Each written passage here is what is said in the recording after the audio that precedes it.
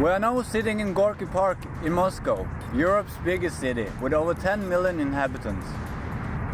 This is the starting point for the Trans-Mongolian Railroad, which will take us all the way to Beijing.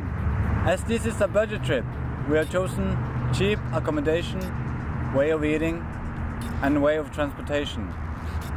Along the way, we will stop by the old town of Sustal, the modern Novosibirsk, Irkutsk by the lake of Baikal, Ulaanbaatar in Mongolia, and then finally, Beijing.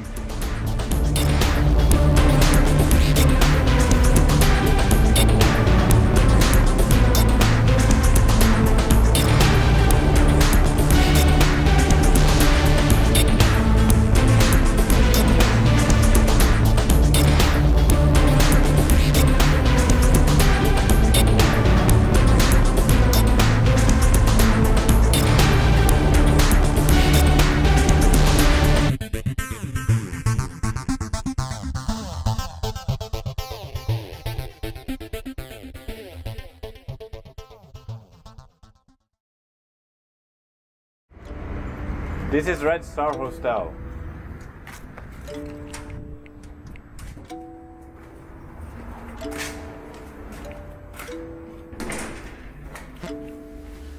So this is where we're gonna stay in Moscow. It's an 8-bed dorm. The hostel is named Red Star. It's a cheap hostel, 3.5 pounds a night. So pretty affordable. As you can see, they have chosen a really solid mattress, but luckily they have chosen a soft kind of wood.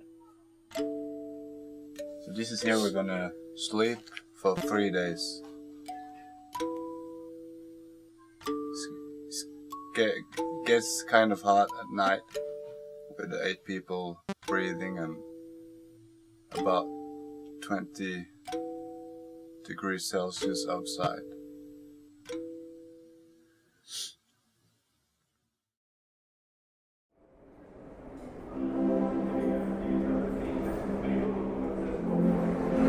Now we're gonna take the metro from here, the available, on the grey line into the center of Moscow.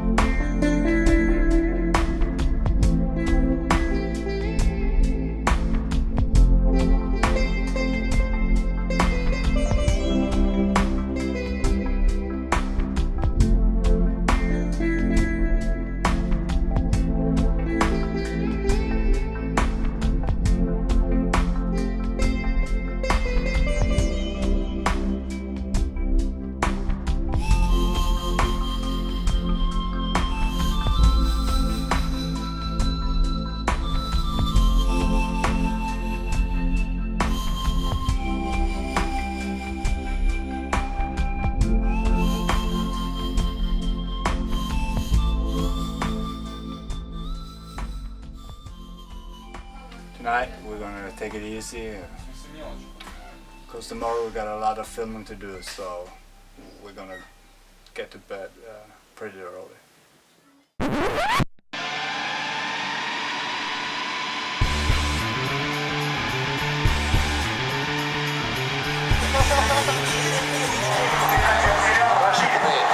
Russia great. Norway, my father, very great Russian KGB. Very great.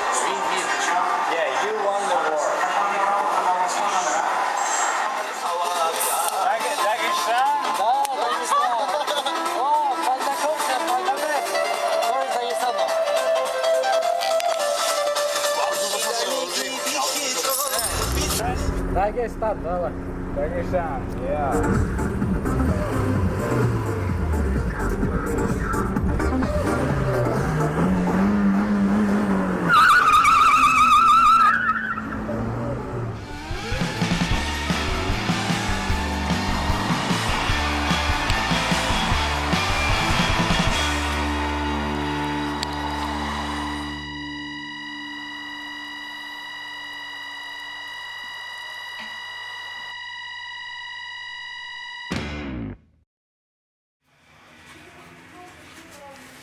We were quite drunk last night and woke up at 1:10 so we're quite stressed.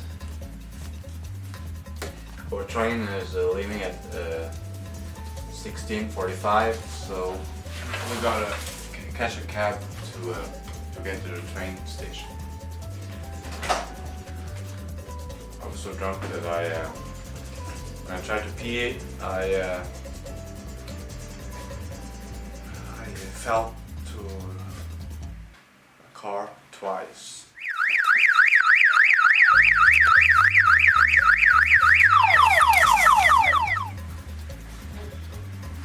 And I got fleas. We are now looking for a pirate cab and drive us to the station. Jaroslavsky вокзал, Yeah. железная дорога. Now we are at the train going to Vladimir. As you can see, it's not too much space here, but it's only 2 hours and 55 minutes long trip, so we will manage. It's quite hot in here as well, no air conditioning, so we just have to hang in.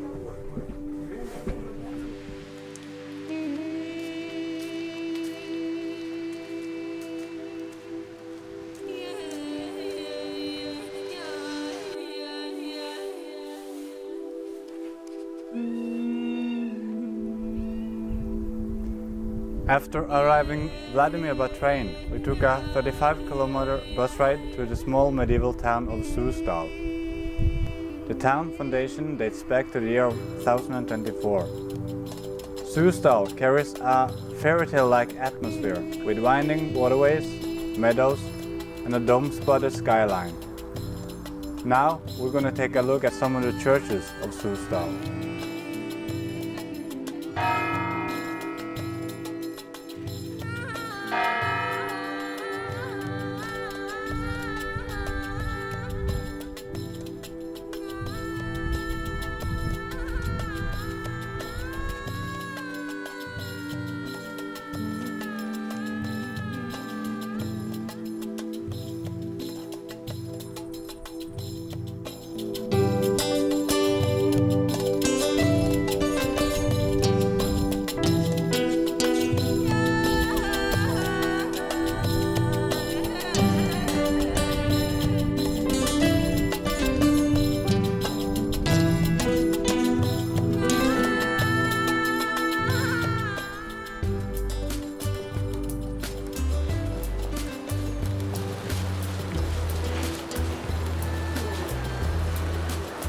We are now on the train from Vladimir to Novosibirsk, which will be our second stop along the way.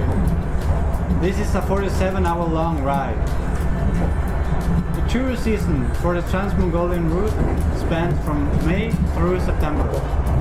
It's now the 4th of September and it's quite packed, but we haven't seen any foreign tourists so far. As this is a budget trip, we have chosen to pick third-class coupés, also called Plastkatny in Russian. As this was not possible for this train, we ended up in second class, which made our coupé more spacey. A little advice for you who want to go on this route is to pick bottom bed. That way you have a table, a place to sit, and the scenery flying by you right out of your window.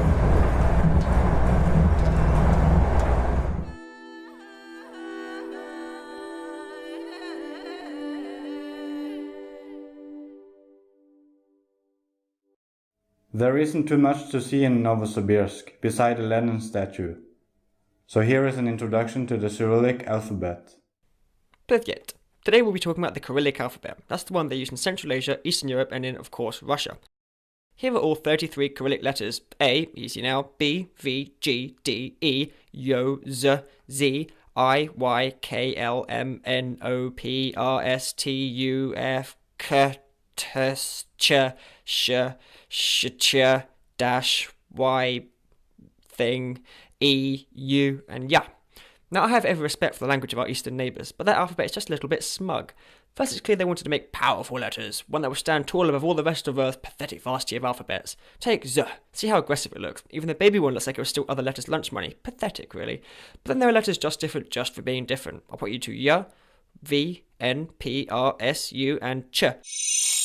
Oh, and not forgetting 3, Z. It's like they're trying to rub it in our face. Look at us, we're better than you, we still haven't forgiven you for the Cold War. And I hope not to come across as petty, but I'd just like to point out that their D looks like a lady's wardrobe, their YU looks like a cock ring, and their F looks like a severe case of camel toe. But anyway, now that you're fully acquainted with the Cyrillic alphabet, our main feature can begin. Let's get adventurous. Duck, queen, duck. Do. I was trained to give the SWAT team in Russia. If you want to understand how martial arts work in the real way, I understand this. Let's go outside.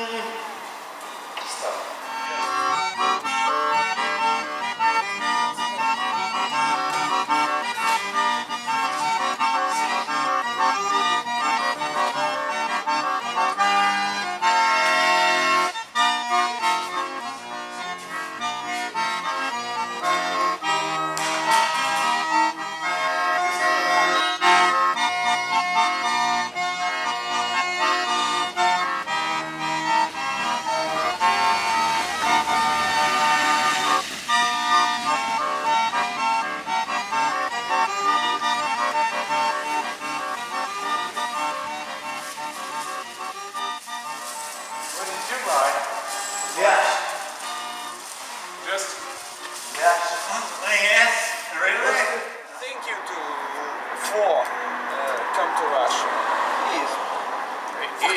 It's really a pleasure for us. He's my brother. The hot water on the train made us drink a lot of coffee, besides eating noodles and different kind of soups.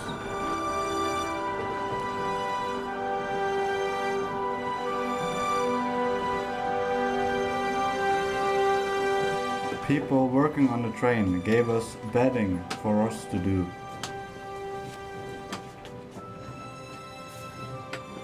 This is the hallway of a third-class car.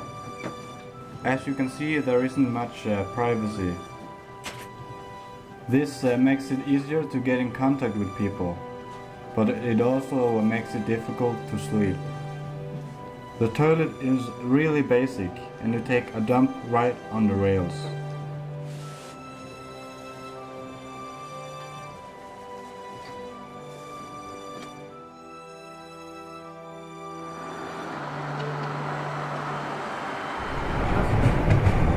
We are now on a train to Sledyanka.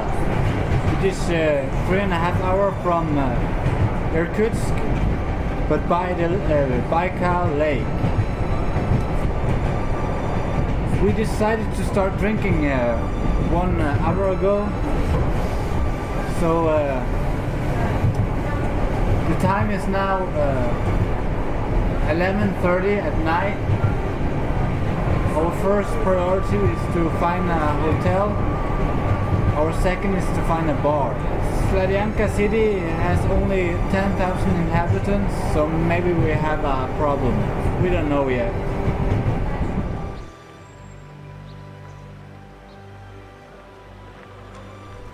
We are now at beautiful Lake Baikal, the Pearl of Siberia.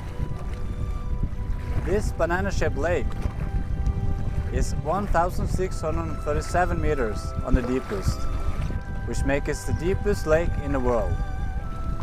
It consists of 1/5 of the fresh unfrozen water in the world, and it stretches 636 kilometers from north to south and is about 60 kilometers wide.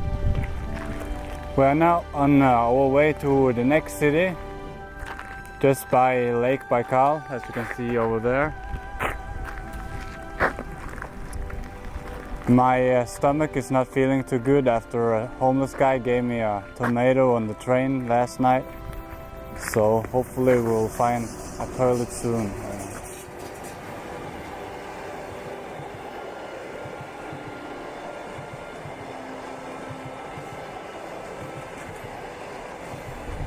The road we were walking on ended, so now we have to go back to the same town that we spent last night in.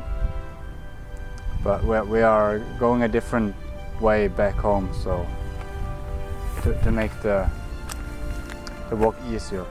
Yeah, we have maybe walked 7 kilometers, and I think the road we found back home is even longer, so maybe we have to walk 16-17 kilometers today to get nowhere. But it's a nice view here at the Baikal Lake. Not right now. We are now leaving Russia and entering Mongolia. So to sum up our 2-week stay in Russia, I would say I thought the language would cause bigger problems. But the people here have been really helpful. Either they have tried to explain in words or use their body language, or take us to the destination we asked for. For example, this local train constructor walked us a couple of miles in the middle of the night just to make sure we had a place to sleep.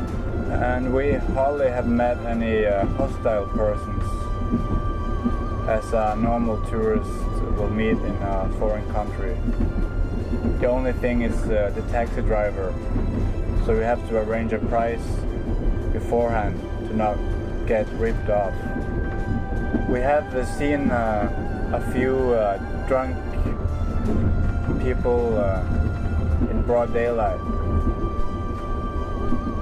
and that could be a little awkward, but they haven't done any harm to us yet. So the only low point during this trip is the tasteless food and the small portions. No wonder the Russian girls keep their good figure.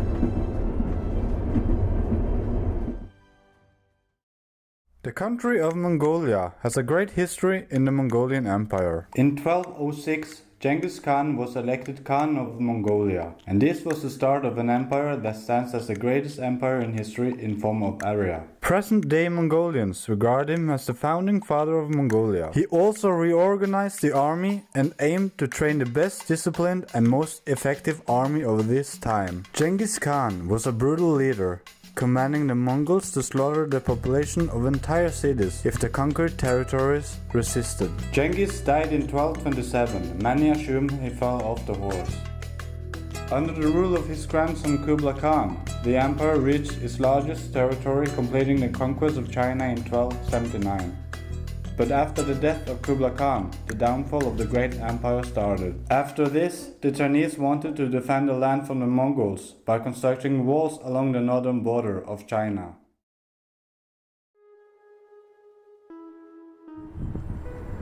We are now at Sukbata Square, in the city center of Ulaanbaatar. Ulaanbaatar is the capital of Mongolia. 1/3 of the people of Mongolia lives here, and Ulaanbaatar has a population of 1 million. Mongolia is big in area and is one of the countries with the fewest people per square feet. Tomorrow we will go up north to a national park, and hopefully there we will experience the more traditional Mongolia lifestyle.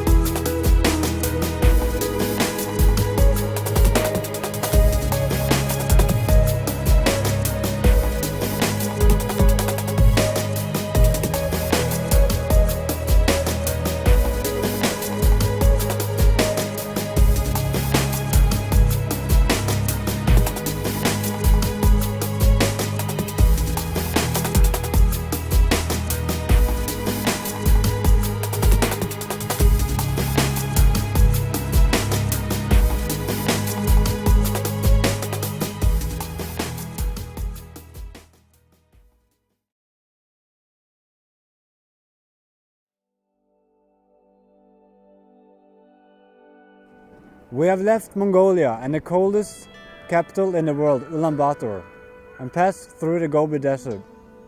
We are now in the city Genghis Khan descended on in the 13th century, and where his grandson Kublai Khan ruled the world's largest empire. We are now standing outside the Forbidden City, in the giant capital of China, Beijing.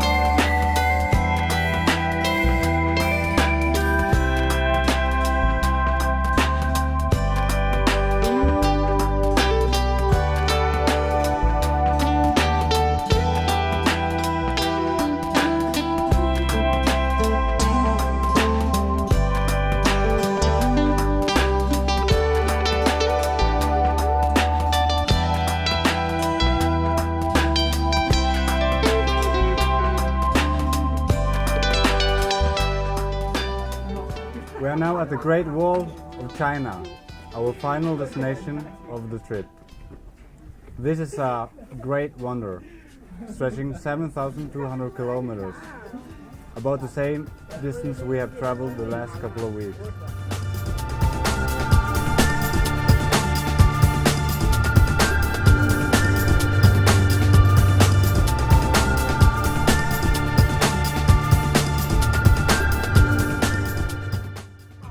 They say they can see the moon from here, but the cameraman thinks that's just a myth.